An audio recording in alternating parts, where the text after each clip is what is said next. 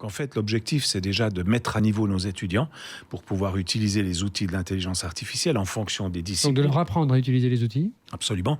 Par exemple, ils vont être un peu différents pour les étudiants qui sont en direction artistique que pour ceux qui sont en marketing digital, même si, encore une fois, ce sont des métiers qui vous êtes bien placés pour le savoir, s'entrechoquent et s'entremêlent.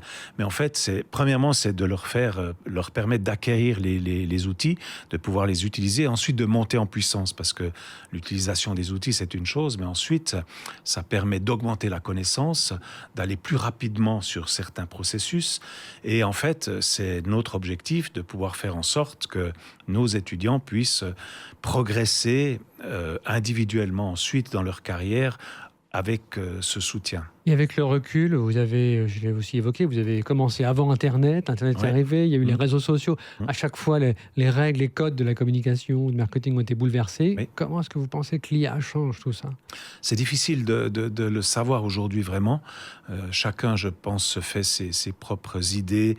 Et puis évidemment, on est abreuvé d'informations tous les jours. C'est un sujet quotidien de chaque heure, avec chaque fois des évolutions, des changements. Donc c'est assez difficile de savoir exactement qu'est-ce qui va se passer. Il y a certaines personnes, notamment en Europe, qui disent aujourd'hui, il faudrait plus envisager d'investir beaucoup d'argent dans une formation, dans une filière de formation. Il faut utiliser l'intelligence artificielle pour devenir auto-entrepreneur dans le sens de se former soi-même, S'auto-former, oui. s'auto-former. Je pense que c'est vraiment quelque chose qui va évoluer. Alors, Vous êtes d'accord avec ça? je On va pense vers que, l'auto-formation? en tout cas, c'est quelque chose qu'il va falloir gérer.